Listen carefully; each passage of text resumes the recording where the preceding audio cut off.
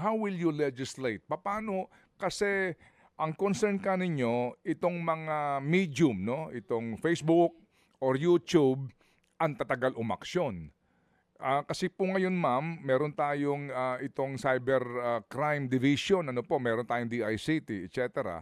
So kailangan pa ba talaga ng batas dito o regulasyon nitong mga government agency kapag namang klaro na po na ginagamit sa krimen yung kanilang mga medium?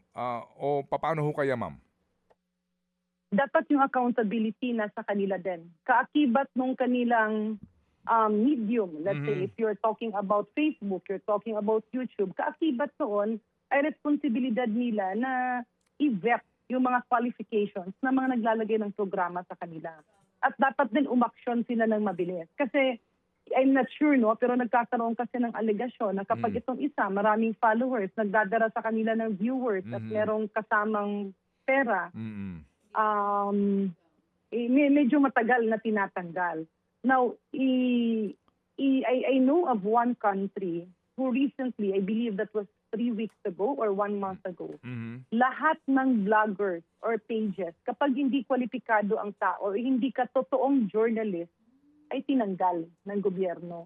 So dito, ang dali lang sana niya na kunyari ikaw si Facebook, meron diyang mga vloggers. Example, yung isa magbibenta ng produktong pampaganda ng balat, hindi naman niya alam. No, at wala namang lisensya yung produkto. Dapat diyan pagka nakita, automatic tatanggalin na ni Facebook. Hindi na maghihintay pa ng maraming complaints. And then in reporting kasi, kaakibat, alam niyo po yun Sir Ted, mas maalam kayo sa bagay na yan.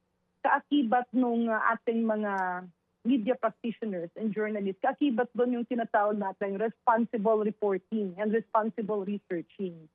So, etong mga ito, yung iba walang hanap buhay, kaya lang matatang magmura, lalabas sila, magiging vlogger na, hindi naman tinatanggal, nabibigyan ng platform.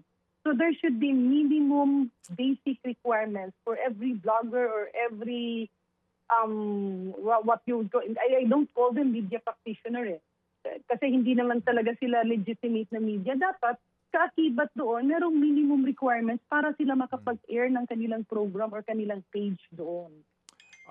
Alam niyo ma'am, ako naniniwala doon sa inyo pong adhikain na hindi dapat nangyayari yan, naninirakan ng buhay ng alam niyo yon, etc.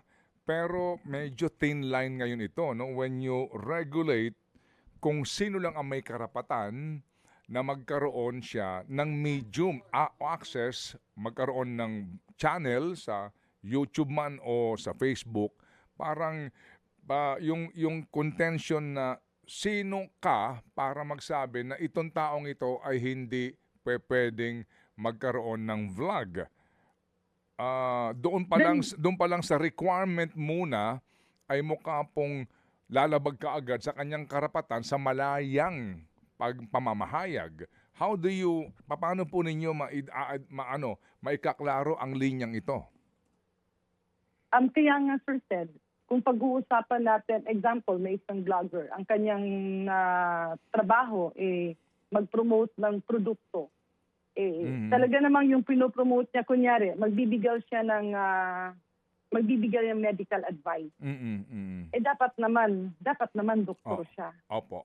Oo, dapat naman doktor siya. Kasi minsan, ang dami ng pinopromote na mga supplements na hindi naman siya totoong supplements. And in fact, dahil marami ng viewers, ibang mga pasyente na nagpupunta sa kanilang doktor at makikinig dun sa isang vlogger, nababago na yung pananaw.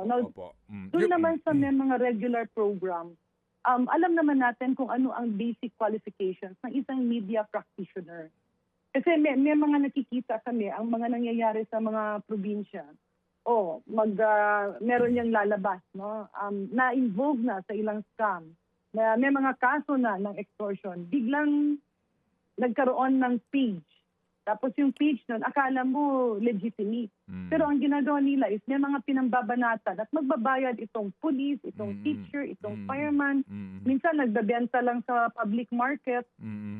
Masakit yun because 50,000, 100,000 is Ilang buwan na nilang kita yon. Mga kapatid, patuloy po kayong tumutok sa 105.9 True FM para sa totoong balita, impormasyon, music and entertainment. Mag-subscribe sa aming YouTube channel at podcast at sundan nyo kami sa Facebook, Instagram, X at TikTok sa True Network PH. Bisitahin din po ang aming official website, truefm.ph. At panoorin din kami sa True TV Signal, Channel 19. Kami po ang 105.9 True FM. Laging true sa'yo, kapatid.